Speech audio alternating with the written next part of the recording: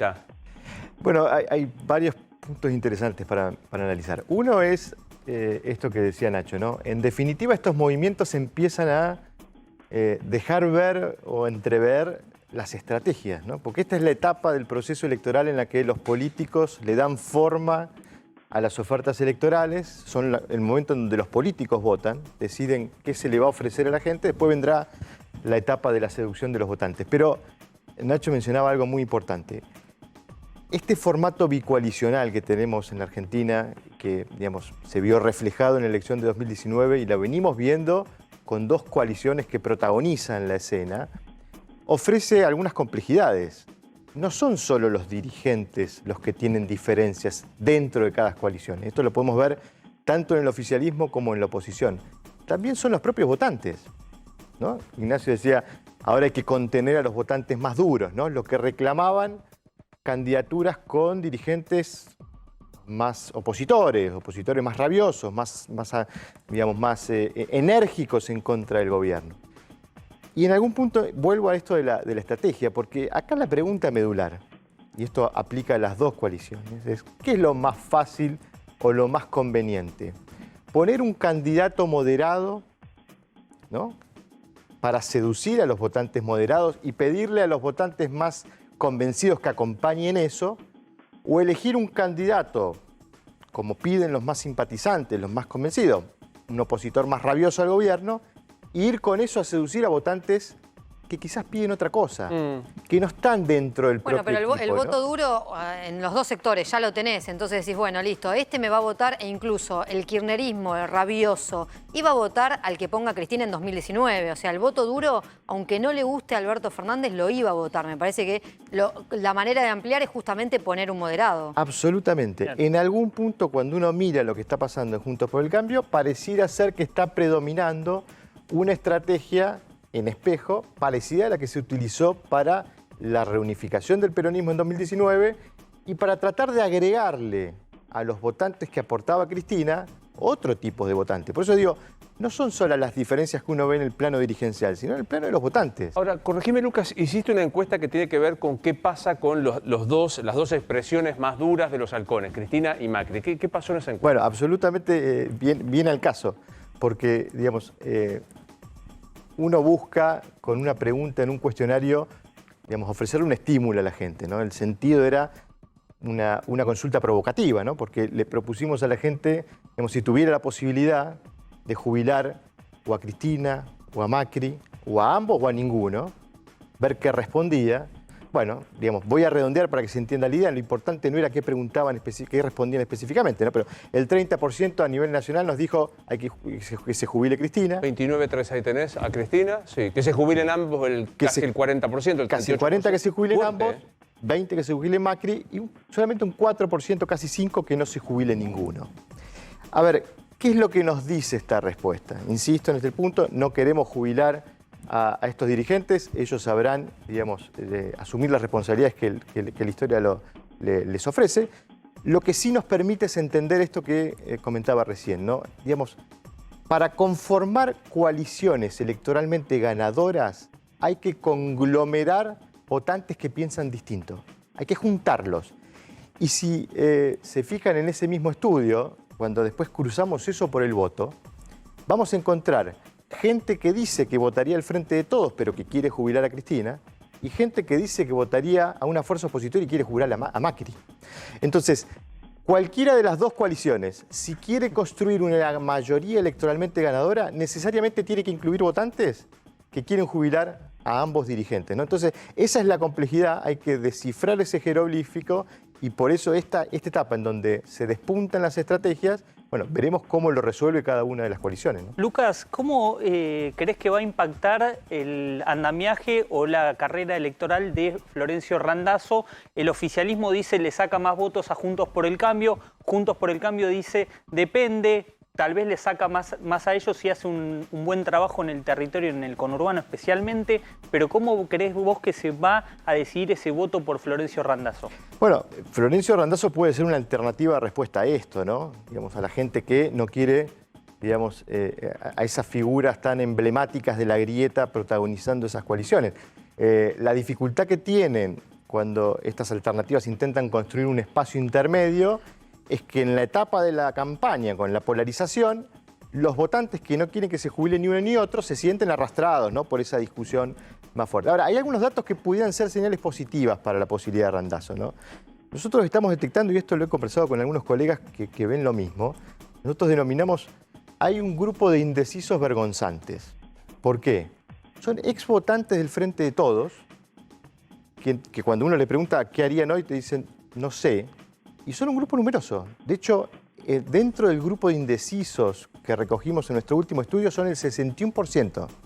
Exvotantes del Frente de Todos, que cuando uno le pregunta qué harían si fueran las elecciones, responden no saber. Pero ese no es un fenómeno, perdón, ese no es un fenómeno que también se vio en 2019 y por eso las encuestas no pudieron demostrar que ganaba la fórmula del Frente de Todos y por amplia. Hay un voto vergüenza que nadie se anima a admitir. Yo creo que es un voto que está desilusionado con lo que el gobierno les ofreció y que hoy no encuentra por ahora dentro de lo que ve alternativas. Por eso digo, la definición de candidaturas le va a poner sobre la mesa las diferentes opciones. Veremos si esos indecisos se terminan decidiendo por un voto opositor o inclinando nuevamente o reincidiendo en el voto del Frente de Todos. Un dato interesante. Sí. Venimos viendo nosotros un nivel de desencantados del oficialismo, votantes del Frente de Todos de 2019, que si hoy uno le pregunta si fueran las elecciones, nos dicen votarían a otra fuerza política. ¿Qué imagen tienen de Cristina Kirchner en esos desencantados? Más del 85% tienen imagen negativa, ¿no? Si uno tuviera que encontrar un motivo de desencanto, me parece que a las claras está cuál es el motivo de desencanto de esos votantes, más allá de lo económico, que seguramente también ha sido un factor que ha desilusionado a buena parte de los votantes. Dame un segundo, porque quiero hablar un poco del votante, del indeciso. Vergonzante, es la nueva categoría que tenemos y de qué puede llegar a pasar. Va a decir quién gana las elecciones ahora en septiembre, en noviembre. Pequeña pausa. Lucas, ¿te animás, yo digo, con todo lo que implica en la Argentina 2 meses, porque falta septiembre, por lo menos 2 meses, una clara posición de lo que puede llegar a pasar en el electorado en las PASO? A ver, hay una dificultad que las elecciones legislativas son 24 elecciones simultáneas, ¿no? Y esto complica un poco para poder tener una perspectiva clara de todo el escenario. Sí tenemos algunas certezas, ¿no? Digamos, los estudios nos vienen diciendo de manera consistente que el gobierno va a perder caudal electoral. Digamos, en nuestro caso nosotros estamos viendo un nivel de desencantados, lo decíamos anteriormente, del orden del 20-25%. Nuestras proyecciones es que a nivel nacional el gobierno podría estar alcanzando los 36, 37, 38 puntos. Eso en comparación a lo que ha sido su performance en 2019. Si bien es un caudal inferior, digo, a los efectos prácticos, esta es una elección en la que el gobierno tiene un objetivo práctico, y ese objetivo práctico es mejorar su posición en la Cámara de Diputados, ¿no? Tiene control en el Senado, necesita llegar al 129 de diputados mágico que le permitiría tener el quórum y control de diputados. Y solo para tener una referencia, ¿no? Con estos niveles de apoyo, incluso inferiores al 2019, digamos, podría estar mejorando su posición en la Cámara de Diputados. Nosotros tenemos esta proyección, ¿no? Todo por debajo de 36% a nivel nacional podría significar para el gobierno perder terreno en Cámara de Diputados. Entre 36 y 40 empieza a invertir la ecuación y podría estar ganando banca. Todo lo que viene por arriba del 40% sería una gran elección en términos de ganar terreno en la Cámara de Diputados, incluso la posibilidad de llegar al quórum. Lucas, dijiste que para el oficialismo es una cuestión práctica. Para la oposición también es una cuestión práctica.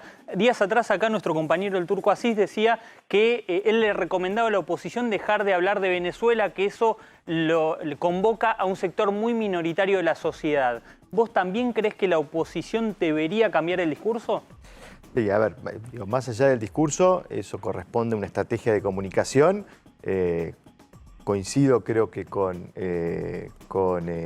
Asís, en el sentido de que me parece que hoy las preocupaciones ciudadanas son las económicas, la agenda, digamos, que espera la gente que se debata es la agenda económica. Este es un gobierno que recogió un mandato económico muy claro en 2019, es un mandato que no ha podido, digamos, al que no le ha podido dar respuesta, con lo cual me parece que lo más inteligente sería enfocarse en esas preocupaciones ciudadanas. Ahora, es una elección muy importante para la oposición. ¿Y por qué es muy importante? Yo creo que estamos soslayando en el análisis el riesgo político que implica la debilidad en términos de popularidad de este presidente. esta es una coalición que, si uno tuviera que clasificarla, no es una coalición por necesidad, es una coalición, por afinidad. Es una coalición por necesidad. El affecto societatis del Frente de Todos fue juntémonos para volver a ganar elecciones.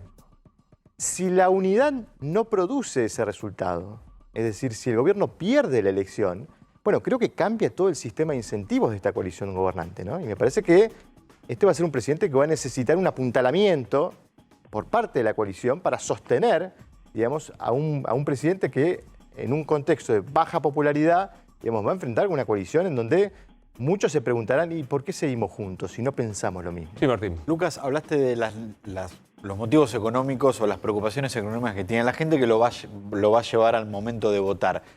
¿Crees que un porcentaje, por todo lo particular que estamos viendo por la pandemia, va a poner eso también en juego, cómo el gobierno administró la pandemia, las medidas que tomó, las restricciones, las vacunas, y si parte del electorado puede pensar en lo que alguna vez acá llamamos el voto vacuna?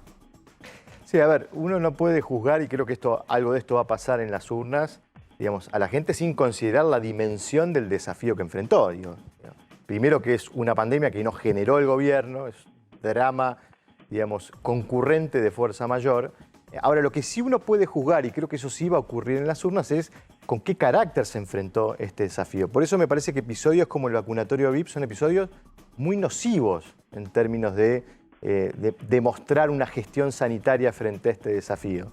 Me parece que algo de eso se va a ver reflejado. Ahora, en términos de si la vacuna está incidiendo, la verdad es que los datos nos muestran que no hay una gran incidencia de la vacuna per se en el comportamiento ni de la opinión pública ni en el comportamiento electoral. Ahora, si el proceso de vacunación avanza y produce, como hoy la mayoría de los expertos nos están anunciando, que efectivamente en septiembre, octubre, noviembre podamos tener, digamos, niveles de relajamiento de las restricciones bastante significativos, porque la vacunación va a permitir eso, bueno, creo que el efecto sí va a tener, digamos, consecuencias electorales. Creo que si la gente, digamos, ve y percibe un regreso a cierta normalidad, me parece que eso va a mejorar el clima de opinión. Un placer verte como siempre. Gracias por venir. Gracias. Después de la pausa vamos a hablar nuevamente